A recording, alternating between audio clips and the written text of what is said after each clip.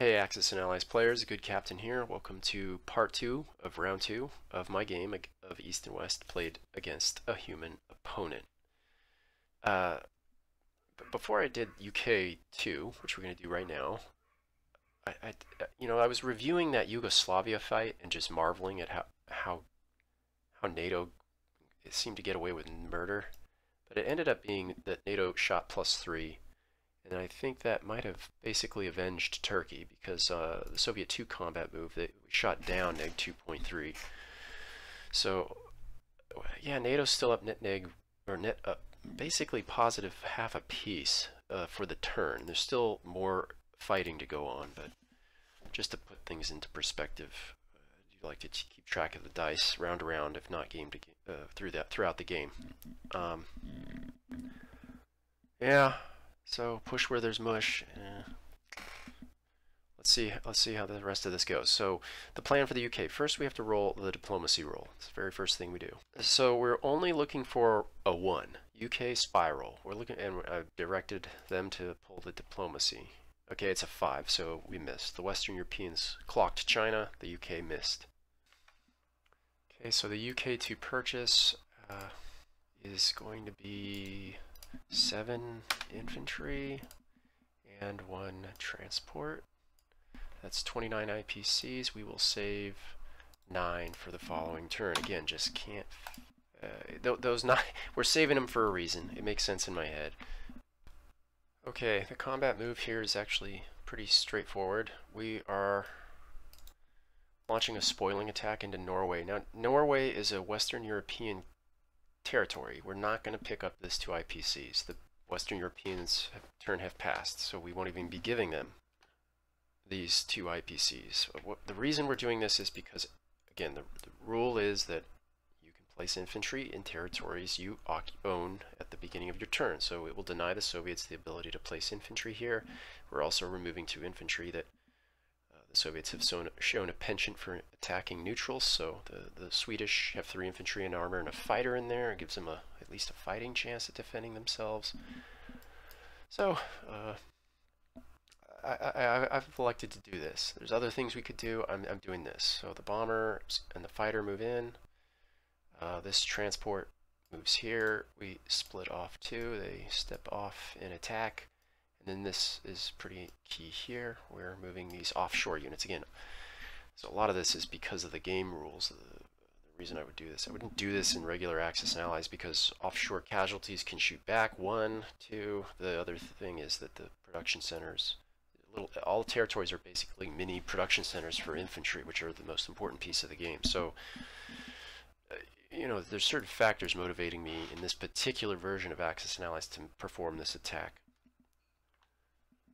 That's it. There's no other attacks. There was an option to send the British in and clear Yugoslavia, but I think the Americans have that to the tune of 90-something%, so I'm just going to put my chips on that bet and ride that horse across the finish line. So the first thing we're going to do is see if the offshore eliminate any of these pieces. Technically, the odds say we will probably eliminate 1, which means near 100. If we eliminate 1, there's nearly 100% chance that we capture Norway. Okay, so the first attack is going to be round 1A, and that's the battleship and the cruiser offshore. So let's fire away. And the battleship connects, so there is only 1 defending Russian. Okay, now the general attack, and this is probably 8, 9, 10, 11, 12, 13, just to kill 1 guy. It's probably overkill, and I should have sent a bomber on an SBR run, but just wasn't sure about that offshore. So let's attack. Miss. Wow, 1 hit. Okay, well there it is. That's why we brought that firepower, I guess. Okay, and the Soviets throw 1 dice back, and they connect. So Norway temporarily goes back to the Western Europeans, and there's 1 British infantry garrisoning that territory. Okay, and the non-combat move is all dialed in now. Split off. Okay, so we're going to split these transports south of India. 1's going to go down here to pick up these infantry, which will move into this territory, and the cruiser will stay put. So we'll also take a sub with us. So it's a cruiser sub transport, and you know, we are under the umbrella, the bomber umbrella. So 1, 2, 3. The bomber can reach us there, so that's why we put those 3 pieces. A soak, a transport to do the work, and then the cruiser to hopefully deliver a hit. This transport's gonna single shuck the 2 infantry off of Singapore and drop them in. The Burmese infantry moves in. The Indo-Chinese infantry, no longer needed to garrison the territory since China is off limits, moves to Burma.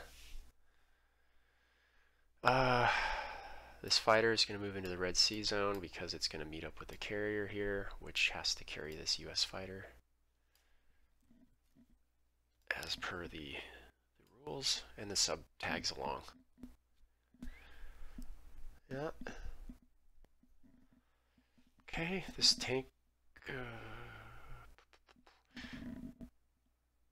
I can't really see any real reason not to. Yeah, let's just clear it for the option. We move it here. It's the option to put a tank on the transport instead of 2 infantry. These 2 infantry pile on this transport, and we move to a more relevant area of the battlefield, namely France. This sub joins the naval assets east of UK. The Air Force returns to France. I think that's coming to the end. This Western Canadian moves to Eastern Canada. Click. And I think that's it. Oh, one more. I almost forgot. I'm splitting off 1 infantry here. And we move him south. So that the UK has 2 infantry down here. A more proper blocker clearance team. We place units, we drop 1 transport in the West UK Sea Zone or Ireland Sea Zone. We drop 3 infantry into India, 2 infantry into Singapore, 1 infantry into Burma, and 1 infantry into Ceylon. And that's it. And then collect income. We still have all 33, so we will end up with 42. Okay, we open the USA's turn first with a spiral, which is directed at diplomacy. And we just missed. And then we move to the tech phase. We'll deploy the free tech at the nuclear weapons to try to get the ballistic missiles tech. And we missed. Okay, the USA purchase is going to be 13 infantry, save 2, so we spent 39. We had 41 to start with. The combat move is a little complicated. So the balance of the US fleet is in Guam, with mostly transports around Hawaii and off the west coast, except for this fighter carrier here. And we're going to try to orchestrate something like Norway with the British we just did, but on a larger scale. We'll hit Kamchatka, we'll hit South Korea, we'll hit this transport out off of Marcus Island. We're going to try to do all of it. It's going to take literally everybody working in concert to pull this off. So it looks like a mess, but essentially what I did was split the battleships. So each invasion gets an offshore. Each invasion got a transport with 2 infantry. Each invasion gets a fighter.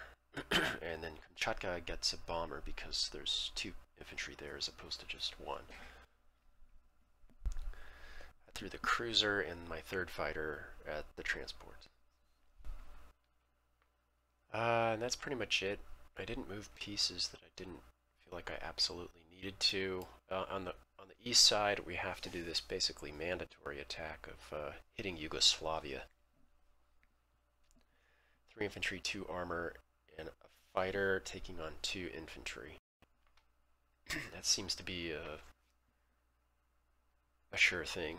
At least the probabilities. 3, 6, 9, 12. Might take 2 rounds and we might run out of infantry, but we'll We'll see. Yeah, it looks good. Okay. So that's it for combat. Let's do Yugoslavia first. Okay, here we go. USA attacks Yugoslavia, round 1. We are expecting 2 hits here. We got 1 hit. It's a -1 on the first roll. And the Soviets fire. Here we go. A 1 hit. So the USA will go for round 2.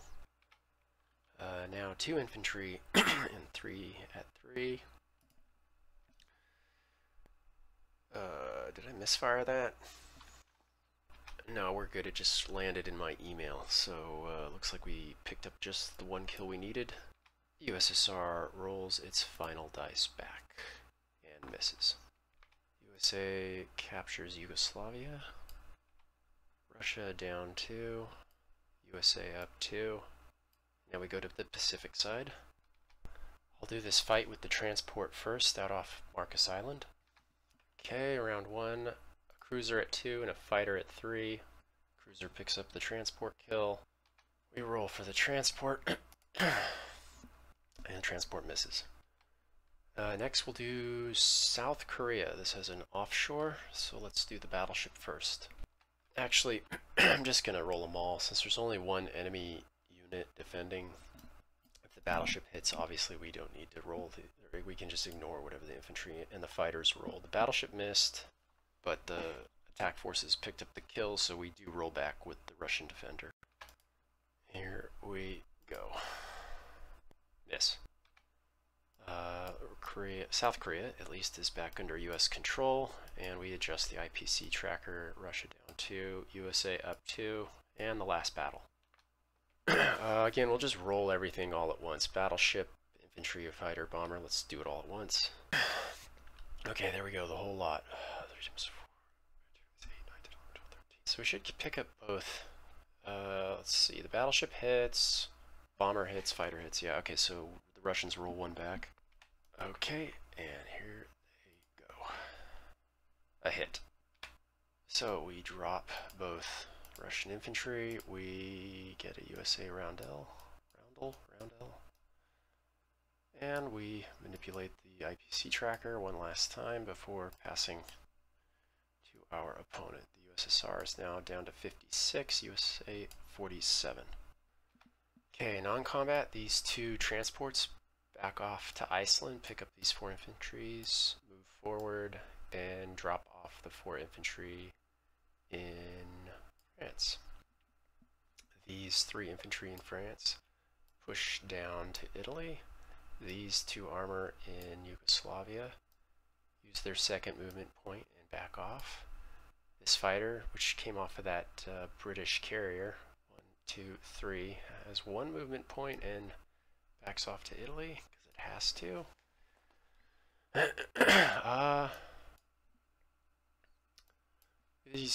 The Iceland Air Force is going to relocate 1, 2, 3 into Ontario. This is how you get to the other side of the map.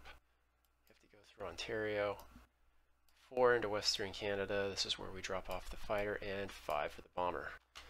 Which brings us to the Pacific. So we'll load up the nuke and the AA gun and 2 infantries and move these 3 transports to Marcus Island, where they will all unload onto Marcus Island. The fighter that was in that fight will go north, meet up with this carrier from the south, and this fighter will land.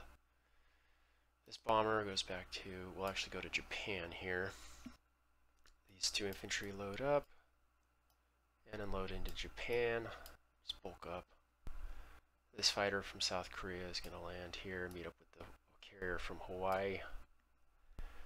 And it looks like that's pretty much it. So, yeah, pretty much finished cleaning out the Pacific. I think the objective now is pretty clear. We're trying to kick in the back door. This is our offensive area. You know what? Let's move these armors into Alaska. There's no need for them to stay in Western Canada anymore. Yes, I understand there's a Russian cruiser back here. I think we can basically ignore it. We'll move this AA gun up here for what it's worth. Okay, Ah, you know what? I almost forgot a couple of boats. So these two, there's a cruiser here that's going to move to join the UK Navy south of India.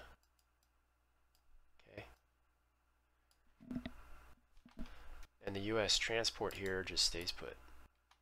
And that's all she wrote, so let's go to placement. Okay, first we're going to drop 2 into Iceland to resupply one of those transports for the following turn. And this is a 2-turn ahead, but we're going to start shucking troops, or pushing troops into Quebec for the shuck for the other transport, 2 a turn basically. So we have 9 left. And we're not splitting in the atom here or anything. We're going to drop 6 into Japan, and we've got 3 left. And we're just going to, oops. We're going to drop 1 into Alaska, and the other 2 will go on the west coast of the US. And that'll take advantage of the sea zone structures up here. And that's pretty much it. Let's go to collect income and close the video. Looks like the USA collects 47, and with the 2 that we saved, it's 49. And that's it, so 49. And I forgot to move that cruiser off of Barents Sea, so I went back and edited him. Say that 5 times fast. But yeah, that position doesn't look bad for NATO so far. We denuded the ability of the Soviets to put up, you know, at least 4 infantry pieces over here. And kind of the same theory over here with Norway. Yugoslavia was necessary to sort of prevent any attack on Italy. Everything else was just fancy footwork and logistics, so we'll see what happens. Thanks for watching this. All the best from the good captain, and bye-bye.